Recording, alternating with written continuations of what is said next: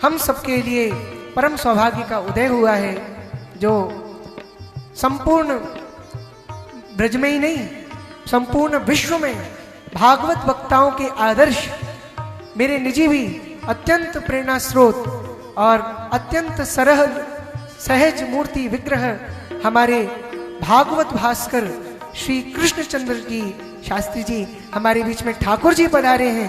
आप लोग एक बार जोरदार तालियों के साथ हमारे परम पूज्य ठाकुर जी का अभिवादन करें, वंदन करें। हम धन्य हुए क्योंकि आप एक नहीं अनेक पीढ़ियों के प्रेरणा स्रोत हैं, एक नहीं अनेक पीढ़ियों के भागवत वक्ताओं का आदर्श हैं। हम आपको सादर नमन करते हैं, वंदन करते हैं। हरे राम राम राम सीता राम राम, ओ हरे राम राम राम सीता राम राम राम, सीता राम राम राम सीता राम राम राम सीता राम, सीता राम सीता राम राम राम, हरे राम राम राम सीता राम राम राम, हरे राम राम राम सीता राम राम राम, सीता राम राम राम सीता राम राम राम, सीता राम राम राम सीता राम राम राम, हरे राम अहो भाग्य बहो भाग्य। सीता राम राम, हरे राम राम राम सीता राम राम।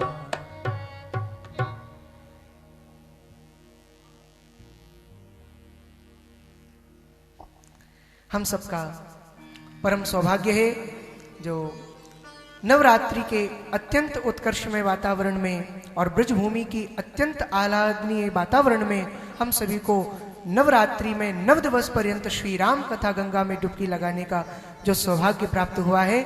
आज ये मान लो हमारे पुरुषार्थ का कमल खिल गया है, क्योंकि हमारे बीच हमारे ठाकुर जी पधारे हैं।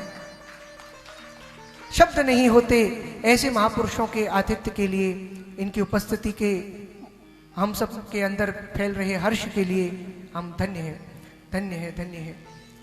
अच्छा, वास्तव में अगर बात की जाए ना, तो अपनी भारत भूमि पर केवल भारत भूमि एक ऐसा स्थल है जहां पर ये 7 चीजें संयुक्त रूप से हमको प्राप्त होती हैं। बहुत सौभाग्य की बात है। कौन सी चीजें हैं, आइए सुनते हैं। गीता गायत्री गोरज रघुवर चरित महान, गंगा जल ज्ञानी गुरु चित्र श्याम भगवान। गीता, गीता यही प्राप्त हुई हमको। भगवान ने, जो भगवान यहां ब्रज में माधुर्य परक लीलाएं करते हैं, रण आंगन के बीच में ऐश्वर्य परक होकर के विश्व का उच्चतम ज्ञान जो दिया है, ऐसा ज्ञान संसार ने आज तक नहीं देखा। हम कहते हैं लोग बड़े बड़े पुरस्कार देते हैं, भाई ये वाला पुरस्कार वो वाला पुरस्कार, पर गीता तो एक ऐसा अद्भुत ज्ञान है, हजारों नोबल पुरस्कार भी जिस पर कुर्बान किए जा सकते हैं। फिर गीता गायत्री, गायत्री ब्राह्मणों का अत्यंत अमूल्य धन है। हम जब गायत्री की बात करते हैं तो हम रघुवंश की ओर जाते हैं। हमारे महाराज रघु, इनका चरित्र गायत्री महिमा पे विशेष है। क्यों?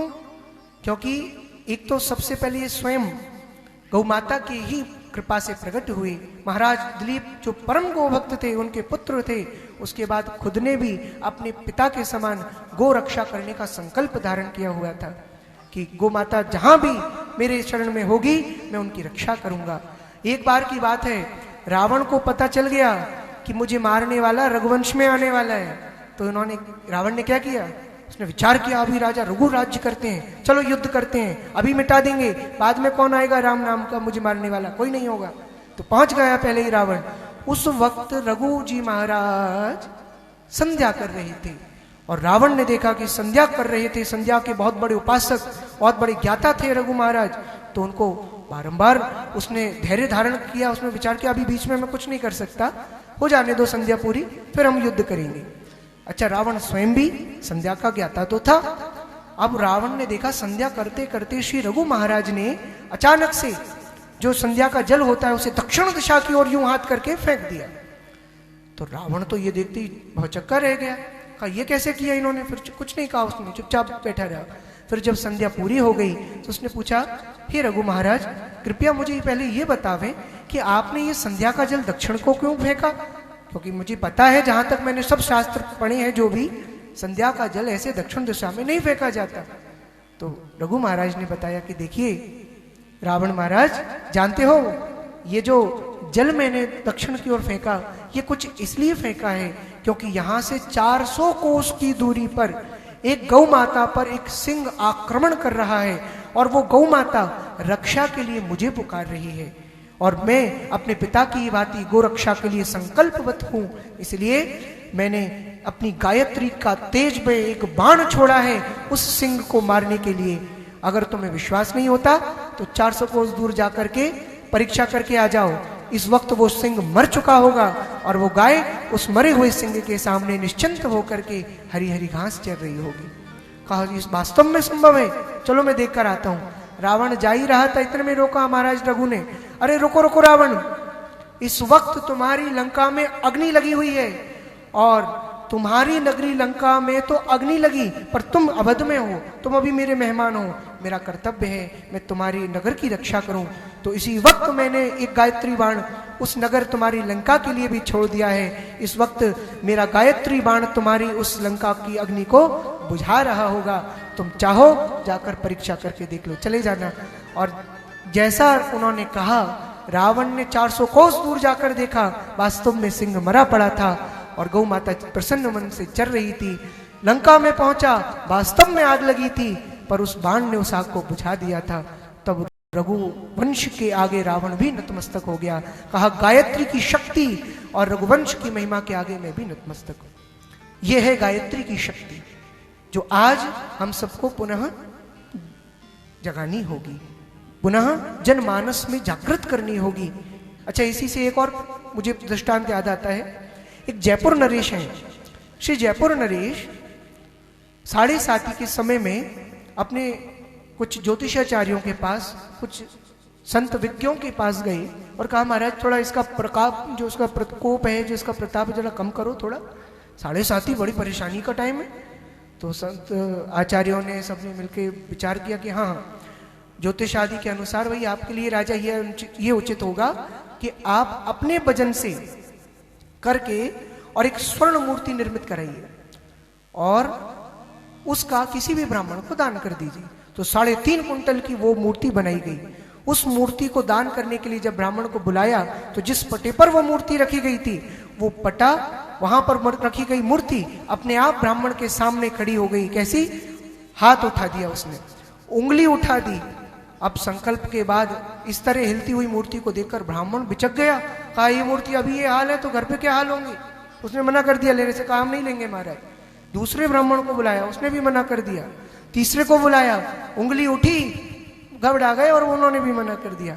बाद में परम पूज्य श्री बल्लवाचार्य जी महाराज को बुलाया गया और उन्होंने जब संकल्प के लिए इशारा किया और जब संकल्प हुआ और फिर से उस मूर्ति ने एक उंगली खड़ी की, हाथ खड़ा किया, तो बल्लवाचार्य जी महाराज ने 3 उंगली खड़ी कर दी। उनकी 3 उंगली देखकर मूर्ति अपने आप गिर पड़ी, पटा से नीचे उतर गई और बल्लवाचार्य जी के भाग में वो मूर्ति आ गई। उन्होंने सहर्ष उसे स्वीकार कर लिया। यह देखकर राजा आश्चर्य में बोले, ये कैसे हो गया भगवान, कृपया मुझे बतावे। तो संत श्री बल्लवाचार्य जी महाराज ने बताया कि देखिए वो जो मूर्ति थी ना, वो मूर्ति इशारा क्या कर रही थी, कोई ब्राह्मण समझ नहीं पा रहे थे वो पूछ क्या रही थी। वो कह रही थी कि तुम 3.5 कुंटल की मुझ सोने की मूर्ति को ले जा रहे हो, क्या तुम 1 काल की संध्या करते हो? क्या तुम 1 काल की गायत्री करते हो? ये पूछती थी। कोई ब्राह्मण अर्थ समझ नहीं पाते थे और चले जाते थे। वल्लभाचार्य जी ने 1 उंगली देखकर कहा, ये 3 उंगली माने मैं 3 काल की गायत्री, 3 काल की संध्या करता हूं। और मूर्ति उनके चरणों में गिर पड़ी। तो देखा आप लोगों ने, यह है गायत्री का प्रताप, ये जो रघुवंश का प्रताप, जो इन दृष्टांतों से हमने समझा। अब आइए आगे भी चलते हैं। गीता, गायत्री, गोरज, ये 84 कोस ब्रजमंडल की जो भूमि है, भगवान श्री रामचंद्र ने अपने राज्यपद पर बैठने के बाद गोचारण के लिए प्रदान करी। यदि गौ माता ना होती तो हमको ठाकुर जी का अवतार भी प्राप्त नहीं होता। यानी ठाकुर जी भी आए धरती पर तो गौ माता इस गोचारण भूमि की, इस पवित्र भूमि के कारण। आगे रघुवर चरित महान, इसकी महिमा तो आप सुन ही रहे हैं। और इसके बाद गंगा जल जो यही है, देवलोक से विष्णु पद होकर फिर ज्ञानी गुरु हमारे बीच में हमारे परम पूज्य ठाकुर जी विराजमान हैं। इनसे श्रेष्ठ इसका उदाहरण और कौन हो सकता है, जिन्होंने एक नहीं दो दो सदियों में और एक नहीं अनेकों पीढ़ियों में भागवत जी का ऐसा विमल ज्ञान पहुंचाया है कि उस ज्ञान से, उस सूर्य से प्रकाशित आज तक पूरा विश्व हो रहा है और हम धन्य हो रहे हैं। हम आपका बारंबार वंदन करते हैं। आगे हमारे पूज्य महाराज जी से श्री राम कथा, श्री राम जन्म महोत्सव की कथा की ओर हम आगे बढ़े, उससे पूर्व एक विनय भी है कि महाराज जी हम आपके सुंदर अमृत वचनों के लिए ललाहित हैं, तो यदि आपकी अनुमति हो तो जितनी भी देर हमें कृतार्थ करें। पूज्य ठाकुर।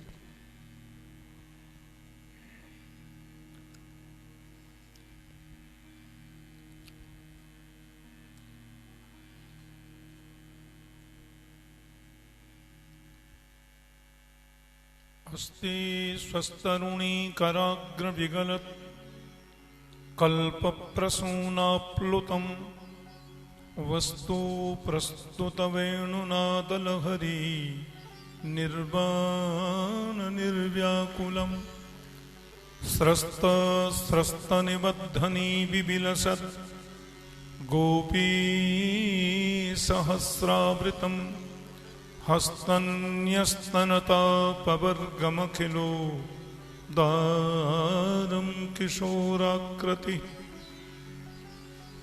कृष्णत्वदीयपदपङ्कजपञ्जरान्ते अद्यैव मे विशतु मानसराजुहंस प्राणप्रयाणसमये कफवातपित्तैः कण्ठावरोधनविधौ स्मरणं कुतस्ते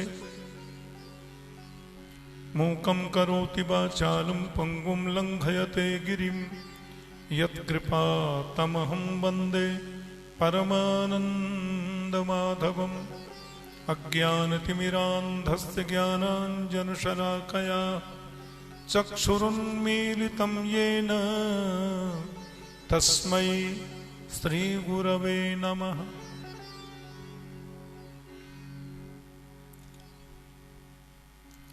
व्यास मंचासीन हमारे अत्यंत स्नेह भाजन श्रीमद् भागवत और राम कथा के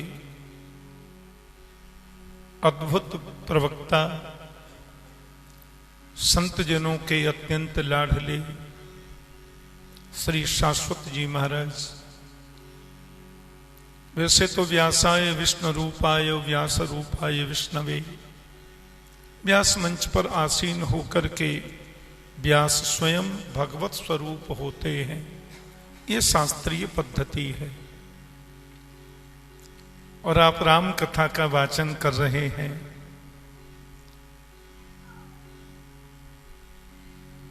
हमारे यहां एक बड़ी अद्भुत बात मैं आपसे निवेदन करूं।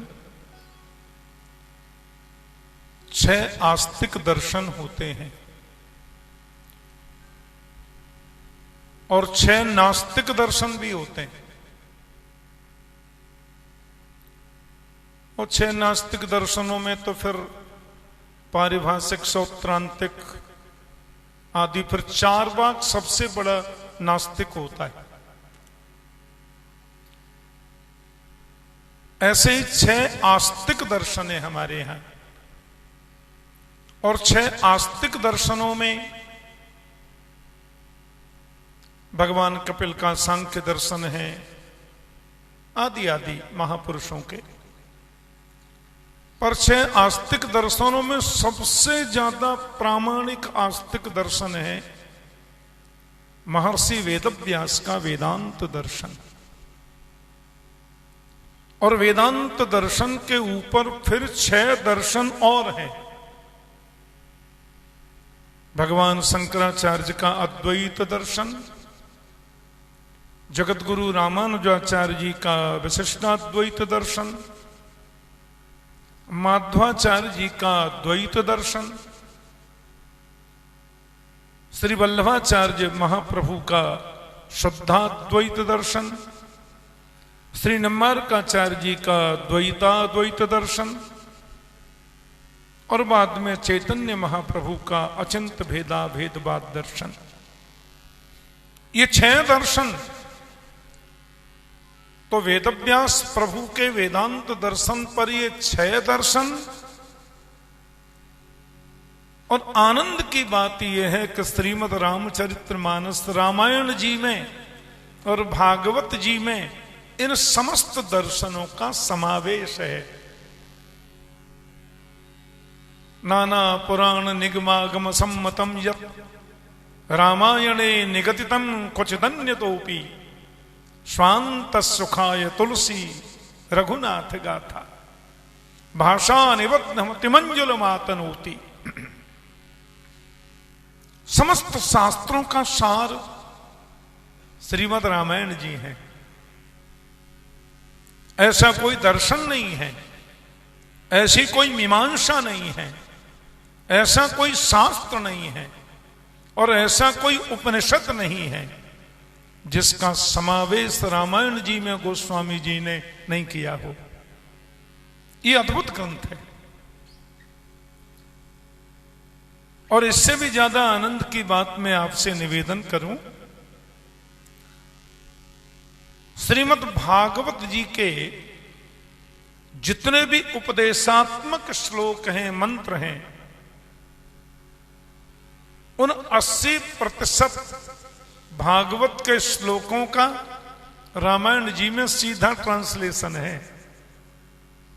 क्योंकि गोस्वामी तुलसीदास जी संस्कृत के प्रकांड मनीषी तो थे ही, श्रीमद् भागवत जी के भी वे प्रकांड विद्वान थे। क्योंकि बिना संस्कृत और भागवत का प्रकांड विद्वान हुए इतनी सुंदर रामायण कोई लिख नहीं सकता। महाकाव्य है गोस्वामी जी महाराज का। ऐसा कौन सा संदर्भ है, ऐसा जीवन की कौन सी समस्या है, भागवत और श्रीमद् भगवत गीता की भांति श्रीमद् रामचरितमानस जिसका 1.5 मिनट में समाधान न कर दे, ऐसा अद्भुत ये ग्रंथ है। मैं अभी सुन रहा था, मेरा मन गदगद हो रहा था। शाश्वत जी कितनी सुंदर मधुर वाणी में सुललित व्याख्या कर रहे थे और मैं आनंदित हो रहा था। और इससे भी अच्छी बात मुझे ये लगी कि आप छोटे छोटे केस रखते हैं, छोटे बाल रखते हैं।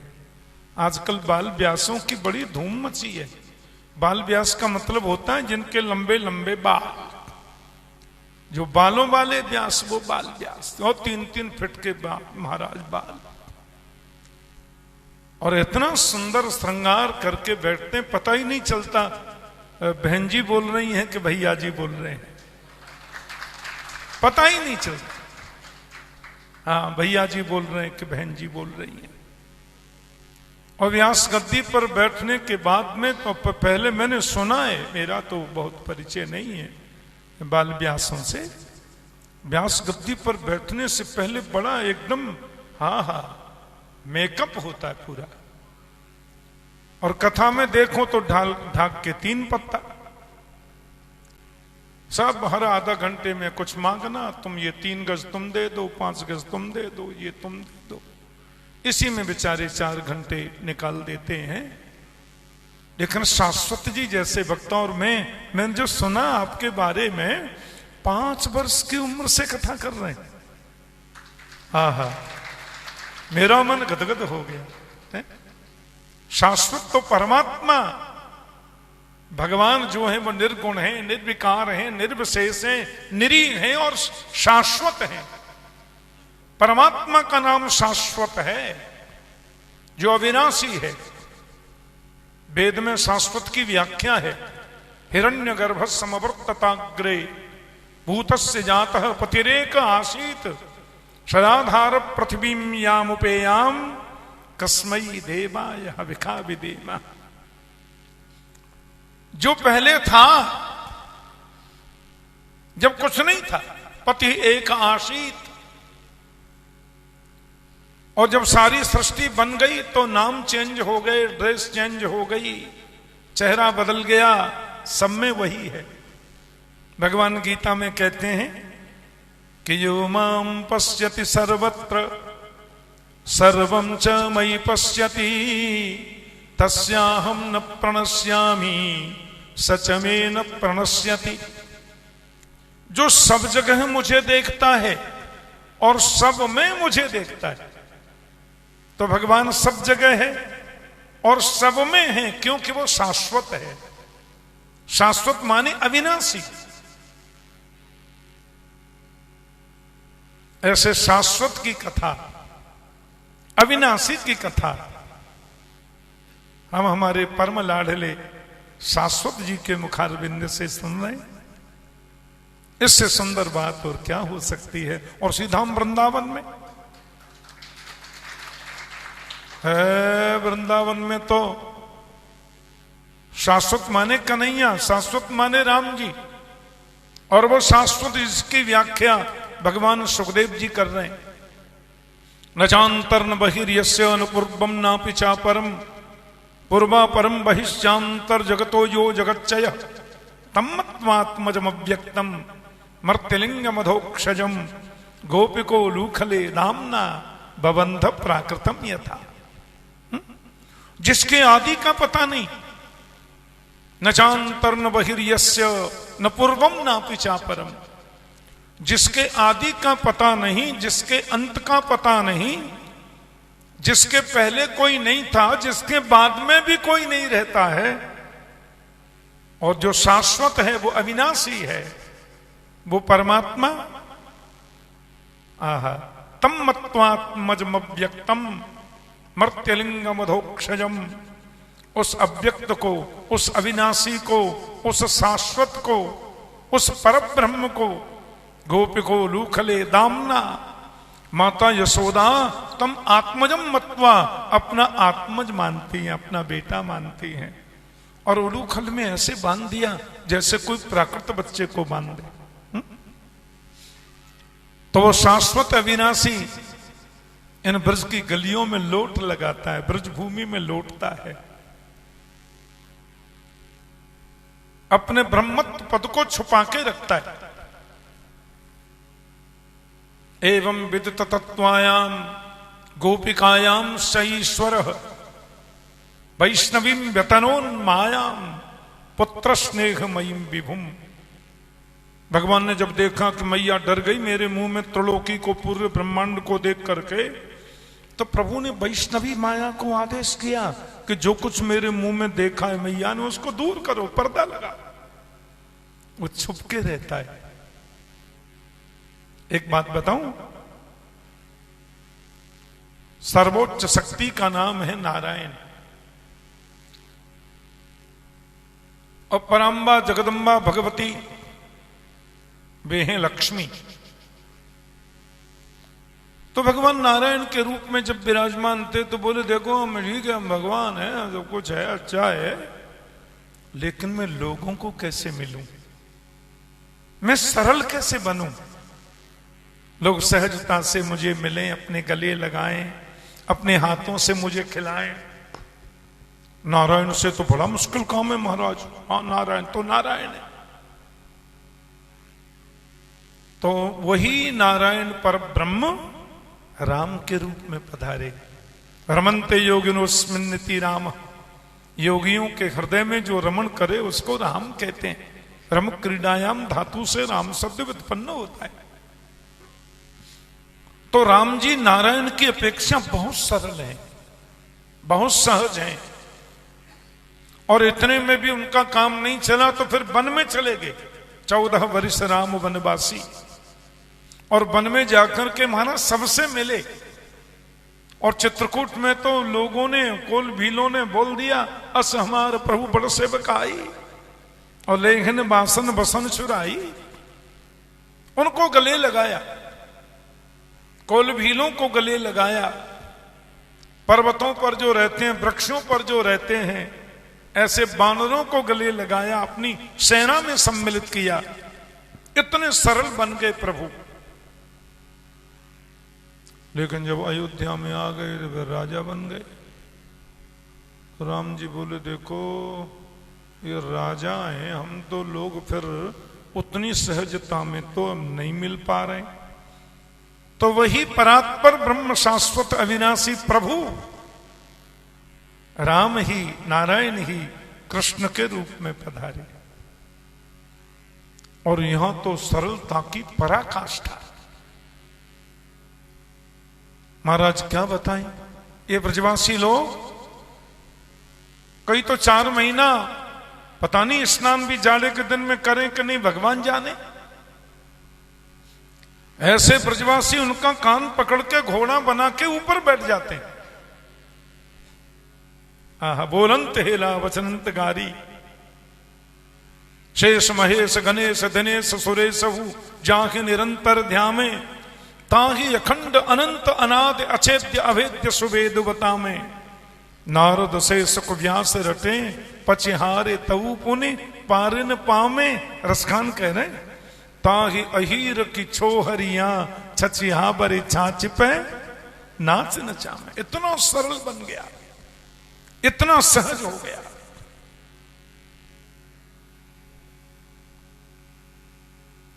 फिर भी उनको लगा कि मेरे को और सरल बनना है, इतना सरल बनना है कि महाराज जी भोग लगा में तो खाऊं नहीं, भूखा ही बैठा रहूं। महाराज जी सुला में तो सोऊं नहीं, तो रात भर खड़े खड़े मुरलिया ही बजती रहे। तो वही प्रभु पर ब्रह्म परमात्मा कृष्ण कलयुग में भी अवतार लिए, जिसका नाम है अर्चावतार। अर्चावतार माने विग्रह में, प्रतिमा मूर्ति के रूप में प्रभु प्रकट हुए। अब पुजारी जी कभी भोग लगाना भूल जाए तो चिल्लाते हैं कि अरे भोग नहीं लगाया मेरा, तुम खा पी के सो रहे हो। बेचारे चुपचाप खड़े, बदरिए मुरलिया राधा रानी के संग खड़े। अब पुजारी जी सुलाना भूल गए, पलंग लगाना भूल गए तो पर्दा लगाए अंदर खड़े। तो हर प्रकार से मैं भक्त के अधीन हो जाऊं, इसलिए प्रभु का एक अर्चावतार भी होता है। 25वां अर्चावतार परमात्मा का होता है। तो ये पावन ब्रज की धरा है, ये पावन ब्रज की भूमि है। यहां पर भगवान राघवेंद्र कृष्ण दोनों ही तो भक्तों को सुख देने के लिए पधारे। ऐसी सुंदर अद्भुत भगवान की लीला है। यहां पे राम के रूप में उन्होंने जो आदर्श प्रस्तुत किया, कृष्ण रूप में सरलता सहजता की पराकाष्ठा में गोविंद चले गए। ऐसी ये पावन ब्रज की भूमि है। इसीलिए तो उद्धव जी महाराज जब यहां पे पधारे थे ना, उद्धव जी तो बड़े ज्ञानी थे। हाँ, वृष्णि नाम प्रवरो मंत्री, कृष्णस्य दयित सखा, शिष्यो बृहस्पते साक्षात, उद्धवो बुद्धि सत्तमा। बुद्धिमानों में श्रेष्ठतम उद्धव जी और बृहस्पति के शिष्य। उनको भगवान ने जब भेजा ना ब्रज में, हमारा समाचार लेके जाओ, ब्रज गोपियां रुदन करती हैं, उनको थोड़ा ज्ञानोपदेश करके आओ।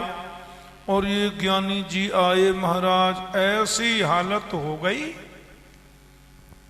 गोपियां प्रेमा स्त्रियो वनचरी व्यभिचार दुष्टा, कृष्णे को कैसे परमात्मा निर्गुण भावा। ऐसी गोपियां उद्धव जी कह रहे हैं। पर गोपियों ने अपने अकाट्य प्रमाण दिए, सहज भाव से अकाट्य प्रमाण दिए, मेरी सुनो मेरी सुनो मेरी सुनो। और हुआ ऐसा कि भगवान से बोल के आए थे उद्धव कि मैं वृंदावन जा रहा हूं, 2-4 घंटे रुकूंगा, आपका समाचार सुना के वापस चला आऊंगा। लेकिन भागवत में लिखा है उमास कतचिन समासान। उद्धव जी कई महीने तक रुके, 6-7 महीने ब्रज में रुके। और गोपियों की आहा, उनकी भावना, उनकी दृष्टि, उनके विचार, उनके गोविंद के प्रति विशुद्ध प्रेमाश्रया भक्ति जब उन्होंने देखी, उद्धव ने प्रणाम किया। फिर सोचने लगे मैं किसको प्रणाम करूं। मैं इस भूमि के बारे में आपसे निवेदन कर रहा हूं।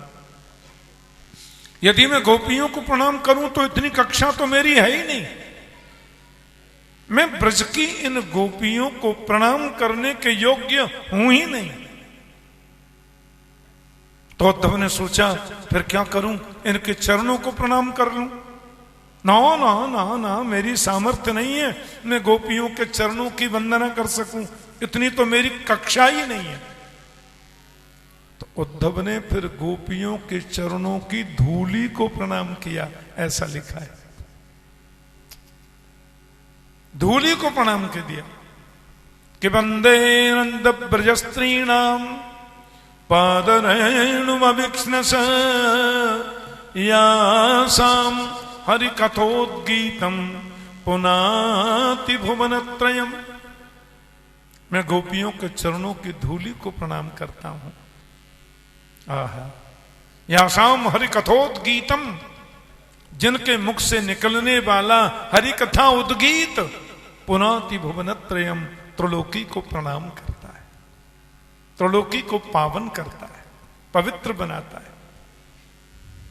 ऐसी ये ब्रज रज, ऐसी ये ब्रज की भूमि हमारे शाश्वत जी। अब तो मैंने देखा आपका यहाँ आश्रम बना है, क्या नाम है, रामकुटी।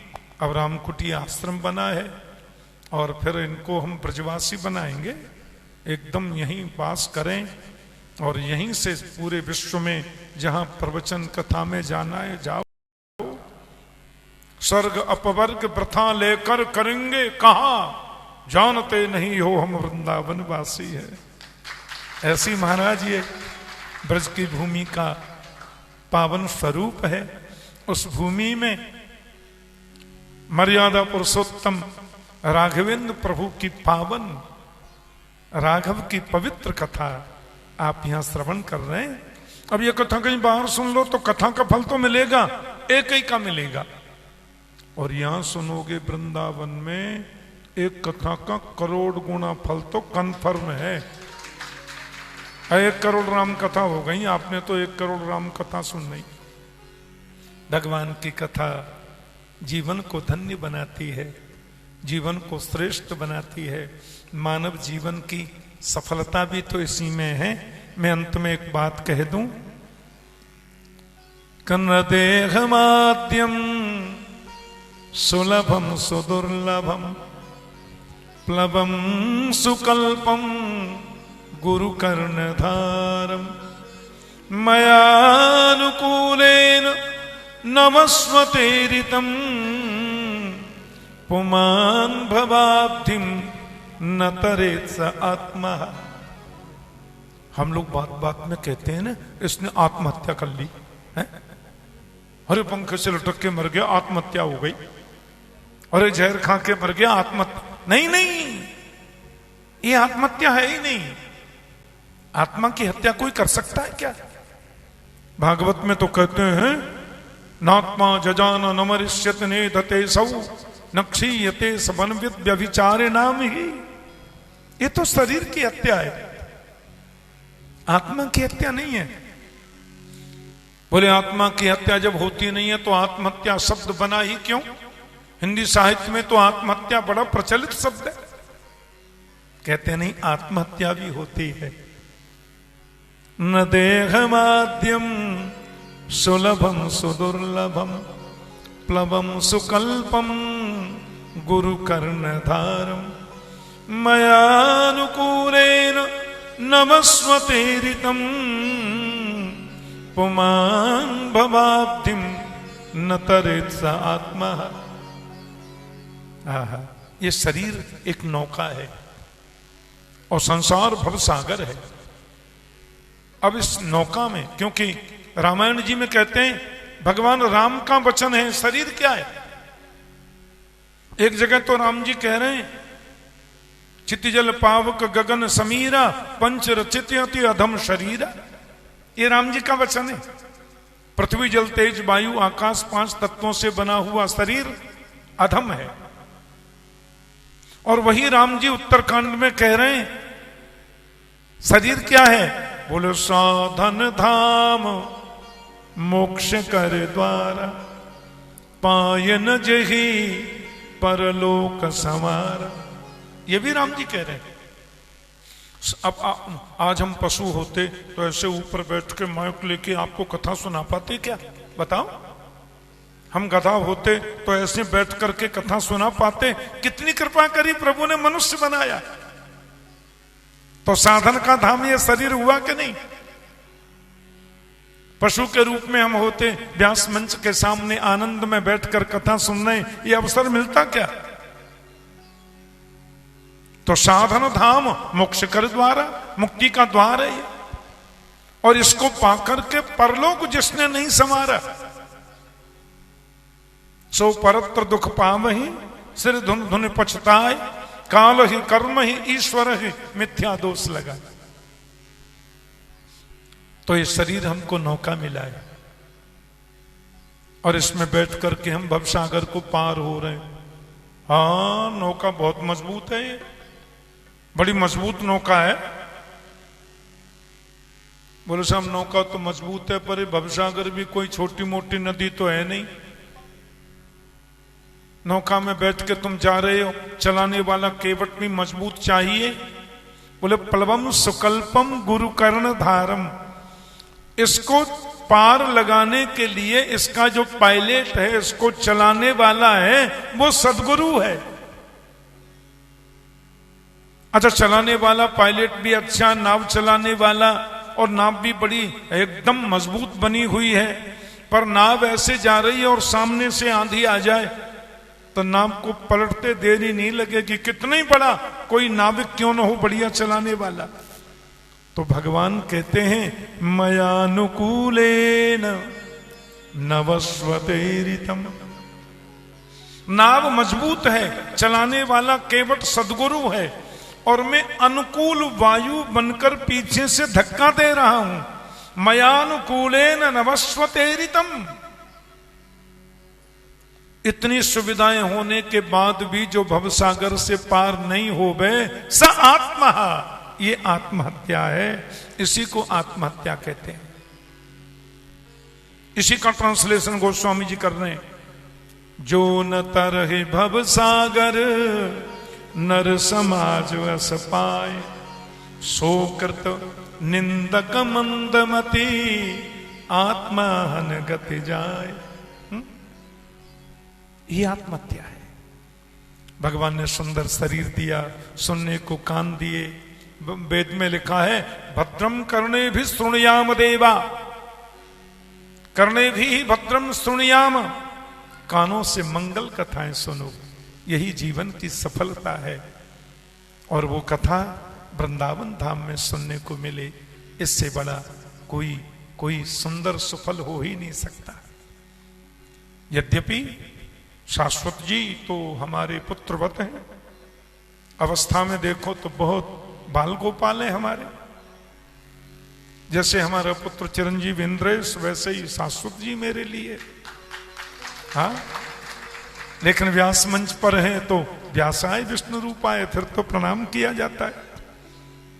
तो व्यास मंच पर बैठने के बाद में आशीर्वाद देना मना है। व्यास गद्दी पर जब व्यास बैठे हो, कथा कर रहे हो, तो गुरु भी उनको आशीर्वाद नहीं दे सकता, शुभ कामना दे सकता है, मंगल कामना दे सकता है, अपनी शुभेच्छा व्यक्त कर सकता है। तो व्यास मंचासीन है, मेरी बहुत बहुत मंगल कामना। हमारे राधा गोविंद प्रभु खूब कृपा करें, हमारे योगेश्वर गोविंद आप पर खूब कृपा की वृष्टि करें, और इसी प्रकार आप संपूर्ण भारत में और संपूर्ण विश्व में भागवत वैदिक सनातन धर्म का प्रचार प्रसार करें, और खूब अध्यात्म का झंडा गाड़ें, ध्वजा पताका फहराएं। ऐसी मेरी प्रभु के चरणों में अनंत अभ्यर्चना, अनंत प्रार्थना। जय श्री कृष्ण। अहो भाग्यम, अहो भाग्यम। हम सब धन्य हुए, हमारे प्यारे प्यारे और श्री भागवत भास्कर। अच्छा, एक बात मन की भाव की कहूं, हम सब इतनी देर से ठाकुर जी को ही बुलाने की तैयारी कर रहे थे, और देखो ठाकुर जी आ गए। ये हम सबका परम सौभाग्य है, परम परम सौभाग्य है। आइए श्री राम जन्म महोत्सव की कथा में बस 2 मिनट का और समय शेष रह गया है। चौपाइयों के माध्यम से जल्दी से चलते हैं। आप श्री का आशीष जो मुझे मिला है, मैं कृतकृत्य हुआ हूं, अब उसी शक्ति से आगे बढ़ेंगे। नौमी तिथि मधु मास पुनीता, नौमी तिथि मधु मास पुनीता, शुक्ल पक्ष अभिजित हरि प्रीता, शुक्ल पक्ष अभिजित हरि प्रीता, मध्य दिवस अति शीत न घामा, मध्य दिवस अति शीत न घामा, पावन काल लोक विश्रामा, पावन काल लोक विश्रामा, शीतल मंद सुरभि बह बाहु, शीतल मंद सुरभि बह बाहु, हर्षित सुर संतन मन चाहु, हर्षित सुर संतन मन चाहु, बन कुसुमित गिरी तन मनिहारा, बन कुसुमित गिरि गन मनियारा, श्रवहि सकल सरी ताम्रत धारा, वही सकल सरितामृत धारा। नौमी तिथि है, चैत का महीना, शुक्ल पक्ष, हरि का प्रिय लगने वाला अभिजित मुहूर्त है। दोपहर के मानो ठीक 12 बज रहे हैं। ऐसे अत्यंत पवित्र वातावरण में ठाकुर जी के आने का समय हो गया है और बारंबार हम सभी धन्य भाग्य हुए जो हमारे भागवत भास्कर और ब्रज की परम निधि, अनेकों पीढ़ियों के प्रेरणा स्रोत, आदर्श हमारे आदरणीय श्री ठाकुर जी ने हमें पधार कर धन्य किया। आपके चरण श्री राम कुटी पर निरंतर पढ़ते रहें और आपका ऐसे ही माधुर्य व आशीष हमें प्राप्त होता रहे, ऐसी कामना, ऐसी भाव हम ठाकुर जी से करें और हम आगे बढ़ रहे हैं। ठाकुर जी हमारे